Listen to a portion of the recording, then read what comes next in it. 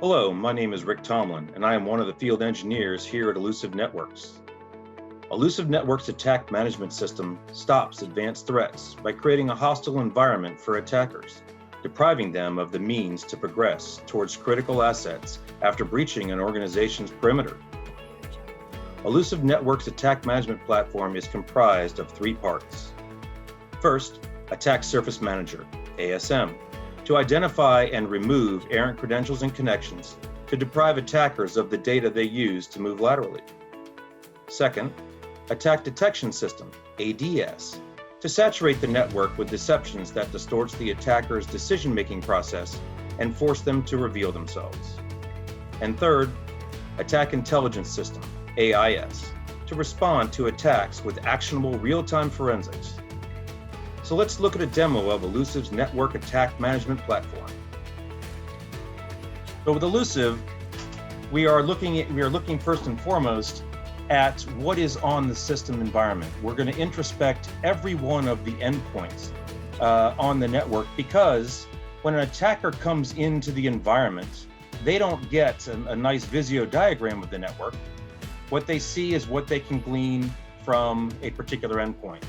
As an example, this endpoint here, they can learn that there's SSH connections in the yellow out to a number of different Linux hosts. They can see that there's a share, an SMB connection in the green. If they chose this one here as an example, this one with the dark pink, there's a lot of web connections here. So there's a lot of browser activity, and they can learn about different hosts in the environment based on the browser database and all the connections that are cached on the browser of this particular endpoint. And we look at every endpoint with an idea of understanding from an attacker point of view, if an attacker lands on an endpoint, what can they learn about the network? What information is on that endpoint that they can leverage to be able to move laterally in the environment? And this is part of Attack Surface Manager, going out and introspecting each endpoint to understand what data is out there that can be leveraged by the attacker.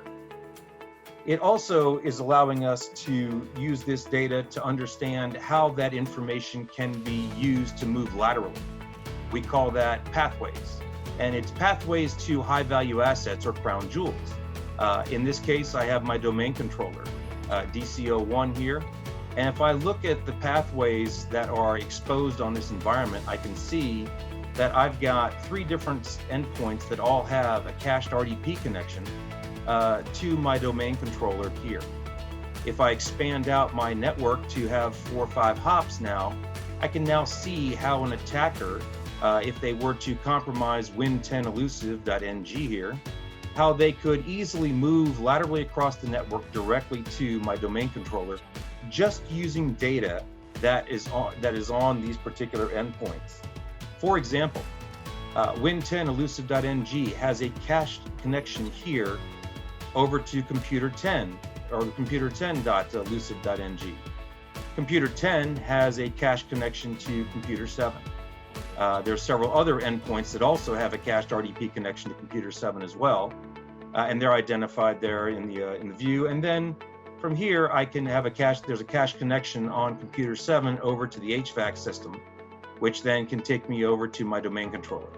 So for an attacker, simply going and moving laterally and harvesting data, cache connection and credential information off of each one of the endpoints allows them to go directly to my domain controller. So first we want to identify the fact that these connections exist to understand the risk posture of the attack surface. But then secondly, we want to be able to remediate that by taking action. And here, clear all violating paths, the ability to remove or clean the different connections off the environment to instill hygiene into my network. So now I've removed a lot of the data that an attacker can use to move laterally in my environment, to make it much more difficult for them to be able to make that movement. Once I've done that, and that's really Attack Surface Manager, is the ability to identify and clean those connections and credential information that make it easy for an attacker to move in my environment. Once I've done that, I want to then distort the reality of the environment through deceptions with attack detection system. So now with ADS, I can deploy deceptions into my network. And what this allows me to do is take this network here that looks like it has about 20 endpoints, and distort the attacker's view of that by introducing deception into the environment. So now everything here in this environment is deceptive. So you have the orange connections here; those are deceptive connections. You have servers like 192.31 here that are deceptive servers. And these are all then planted on the different endpoints, such that when you look at Win10 as an example, I can see there's 6 different deceptions that have been planted, or deceptive connections that have been planted on this endpoint. Now, of course, the attacker doesn't see this nice orange view that indicates what's deceptive and what not. They see it in this manner. So now, when they look at Win10, they can see there's 2 SSH connections in the yellow, there's 3 RDP connections in the pink, and there's 1 SMB connection to a share in the green. Both the art and the science of this technique is the ability to place these deceptions in the appropriate place and in the appropriate manner so that they look identical to real data. The attacker, therefore, has no idea what's real and what's deceptive. Even more, because we have an agentless environment where we have a self-dissolving binary that gets pushed to the endpoint in order to place these deceptions. Now there's nothing on that endpoint for the attacker to identify that would give away the idea that Illusive is in play and that there are deceptions in the network. And this is a key to being able to have this information, in the environment. We also, so these deceptions we call low interactive deceptions, or low interactive decoys. We also bring something called emulations, or medium interaction decoy. And these are the ability to emulate OT and IoT devices in an environment such that, again, we're trying to keep the attacker from being able to tell what's real and what's not. And so what we can do here is create, in this case, we might have web cameras, the Axis M1011 web camera as an example. We might have 4 or 5 of those, or maybe 10 of those in a building. But now I can go out and create emulations of that camera and flood the network with that such that it looks to the attacker like there's 30 or more of these web cameras in the environment. And now we're forcing them, the attacker, to make a decision. Which one of these cameras do they want to interact with? As we flood that environment with a saturation of deceptions, it becomes harder and harder for the attacker to discern which of the data they're seeing is deceptive and which of the data is real. And as that saturation level goes up, the percentage or the chances that they are going to interact with a deception and be caught also increase.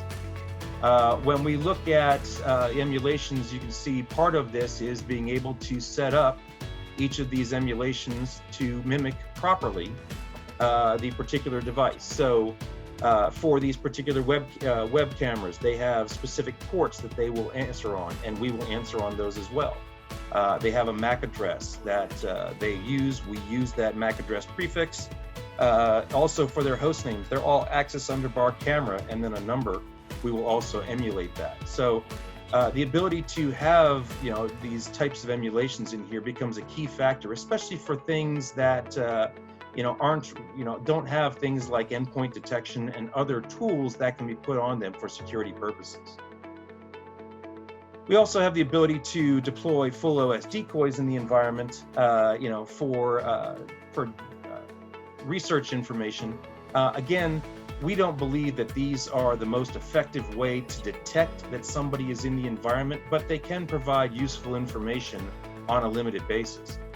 So we also have full OS decoys, which can be used for detection for research purposes, trying to get an attacker to interact with these.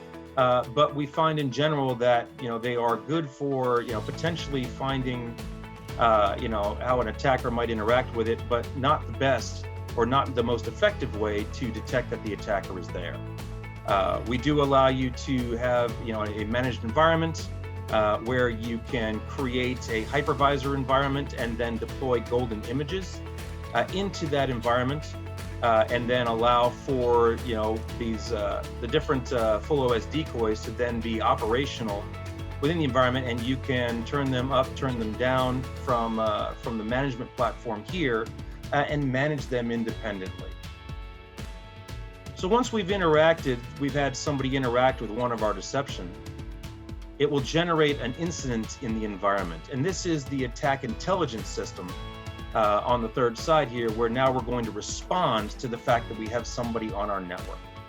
So with an incident here, we're able to see that they interacted with a deception, the type of deception they interacted with.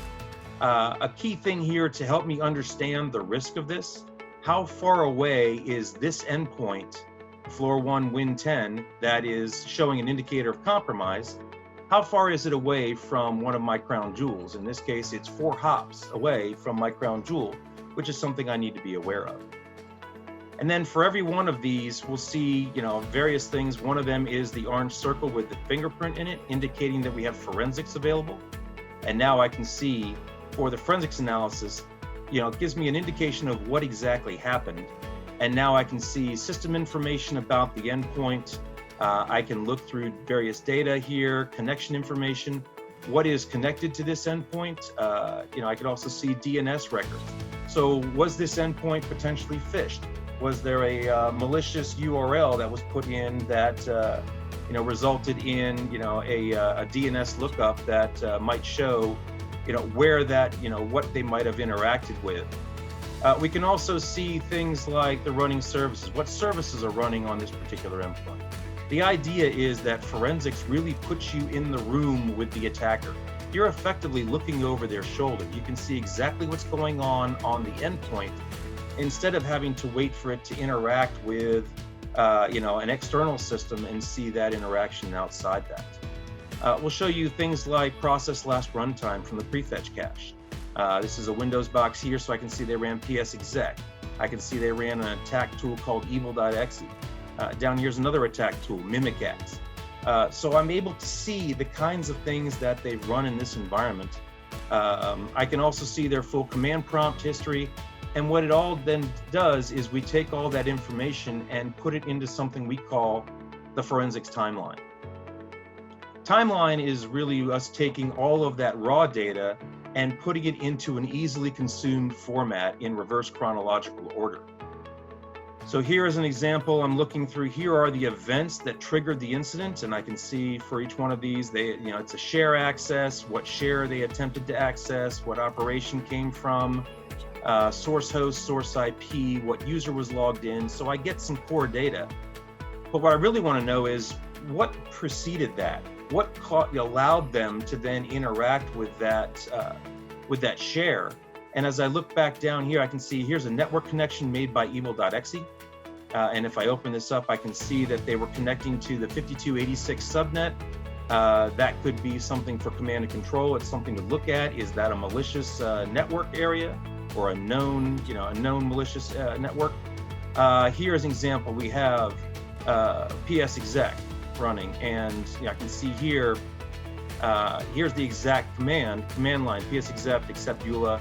They're attempting to go out to a system called Marshall and use credentials here and open up a remote command. And if I look at this, I'm going to want to go out and see, okay, well, where did they get these credentials? And as I roll down through, I see another network connection out to potential command and control. I see they ran this evil.exe here. And as I scroll through that information, I can see that that's actually what's making the network connections that I was seeing out to the 5286 network. Again, an indication that that might be out to command and control. And as I roll down a little further, I can see right here, they ran mimicax. And here I can see, excuse me, process path. They ran it out of Windows temp, which is often a sign of malicious activity. Here's the command line where they ran it from. They were logged in as user 3 on the Illusive domain. So that's either an insider or that user has been compromised. And then you can see they ran it here from PowerShell in that environment. So this also brings me to one of the other aspects of the forensics that I didn't show you, and that is that we will also capture a desktop screenshot. So as part of this, we run in about a second or two. We're able to capture what the user is doing on the endpoint, and this can be extremely helpful, especially for an insider, understanding what they were doing. And here you can see they're running Mimikatz in this right-hand window here, as we saw in the forensics timeline. And then when I look over here on the left-hand side, I can see the psexec command that we saw in the timeline as well. Here it is being executed here in the command window. So now I know this was an interactive user. This was interactively being done on the desktop. That could be an indicator of an insider, or it could be an indicator that somebody has access to this environment that is beyond just a simple ATP that's running in the environment. So, with this ability that allows us to then take action, and then we can integrate into various mitigation solutions that we can automatically knock this box off the network if I want to. The other thing we'll show as an example, if they interact with one of our emulations. Our emulations do have a full front door, if you will, on them. So now I can see, as an example, they attempted to access an emulation of a printer. And when we look at the desktop screenshot here, I can see that we are surfacing the front end of an HP color laserjet, and so it looks exactly like that as part of the emulation. So we do have an interaction capability here, and then it's going to ask them to log in. While they're logging in, we are gathering the forensics from that endpoint. Thank you for your interest in Illusive Networks. For more information, visit our website at illusivenetworks.com.